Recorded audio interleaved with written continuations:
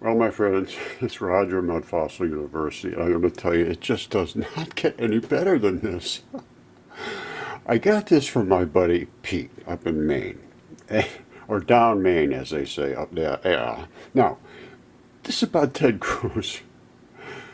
Ted Cruz, universities are trying hard to raise a generation of pansies. This is just hilarious.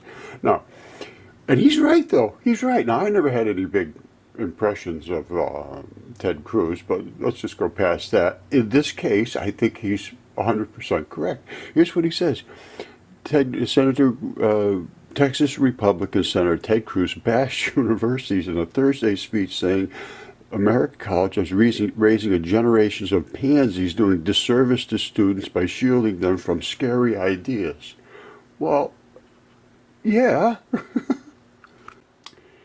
Okay, I just want to make this statement. I am a simple-minded person because once I thought for myself, everything just turned out to be simple. And for me, that just gives you more proof that not a thing that you were told is true.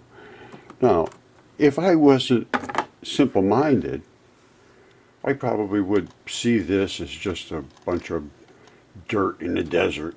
I wouldn't see a dragon there. I would not notice a dragon's head there because I would be too smart to notice that. I probably wouldn't go down here and look and see if there was any dragon scales around that dragon's head because I'd be much too smart to think about that. But being simple-minded, I just said, gee, that's a dragon's neck. And I said, boy, I see these things just like that in the dragons parades over in China and places like that. And I have looked at things that are rotting and they give off this exact same type of effluence. And I backed out and I said, how big would this dragon be? If it was a dragon, of course it's not a dragon because I'm simple-minded and I see things that nobody else would see. They call that, I don't know, they have these big names, paraphernalia or all right, so being simple-minded, I come down here and I say, wow, look at that. It's just running off just like down the other end and it has those dragon scales. That's pretty interesting. Very interesting, actually, but, simple-minded as I am. And then I said, wow, look at this. What is that? That almost looks like a fish. A simple-minded person might think that. And then I start looking at everything real close and I say, wow, look at that. That stuff coming out of the thing that almost looks like a dragon, which is obviously not, is some kind of toxic, nasty stuff. And it exploded right over that fish's fin, which is obviously not a fish. And then I said, wow, that's all happened at a time that it seems like this whole thing drained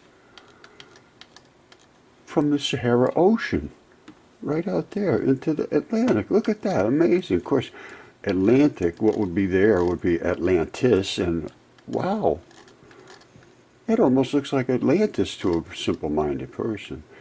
But that couldn't possibly be. Anybody knows that. It was outside the Straits. The Straits of Hercules, way up here. It's impossible to be down there. Of course, Plato put it here. Herodotus on his map in 450 A.D. says Atlantis was right there. Of course, they don't know what they're doing. They were only 2,500 years ago. How would they know? We're much smarter today. And outside the Straits, they couldn't possibly mean these Straits. Only a simple-minded person would think that that was the Straits that they referred to, and never saying the Straits of Hercules.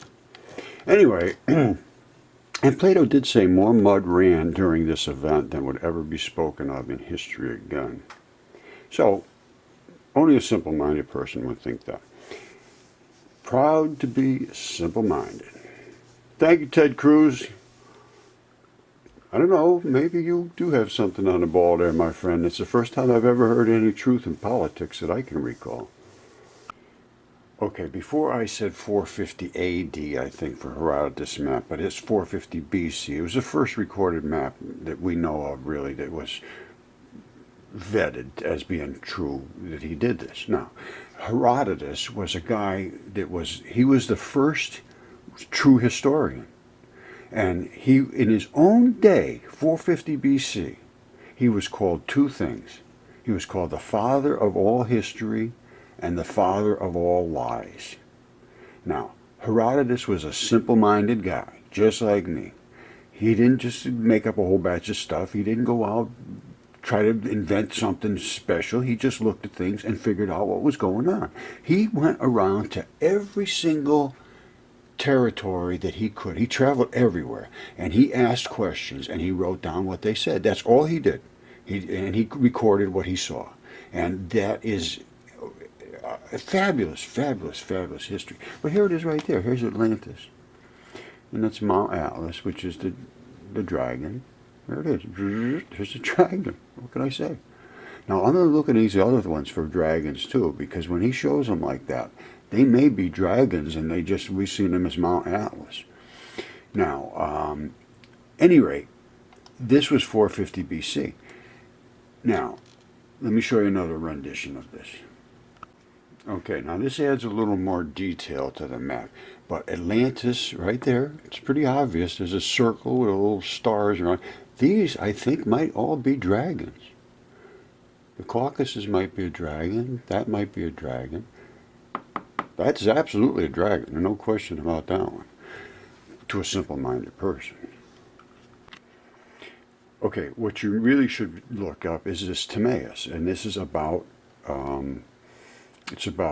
Atlantis, and these are the people speaking, and it's strictly the conversation, and extremely fascinating about what they spoke about Atlantis. But let me just come down to here. They had wars. Athens was first in the war, and in every way the best governed of the cities and so forth. Now, but then it goes down and says, Solon marveled at his words. This was the priest to speaking to Solon. Solon marveled at his words and earnestly requested the priest to inform him exactly and in order about these former citizens, which were prior to his. Nobody knew about these things except these priests from Atlantis and Egypt. So he said, "You are welcome to hear about them, Solon," said the priest, "both for your own sake and for that of your city, and above all for the sake of the goddess who is the common patron and parent and educator of both our cities. She founded your city 1,000 years before ours, receiving from the earth and Hephaestus the seed of your race. Right? Afterwards she founded ours, of which the Constitution is recorded in our sacred registers to be 8,000 years old." So theirs is 8,000 years old. The other one, Solon's, is 9,000 years old from this time. So Plato surmised. Well, I don't know if he surmised or not, or somebody told him, but he came up with the fact that Atlantis collapsed 9,100 years prior to him, I believe was the case. And I came out to 9,400 years BC, as I recall. I'm trying to bring all this stuff back. It ended up being, I think, 12,500 years ago that Atlantis collapsed in my world, in the simple-minded world.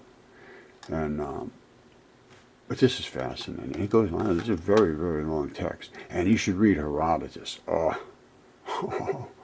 And Ovid. All of those. These are the things I never even knew about any of these people. Nobody told me about these people when I was going to school.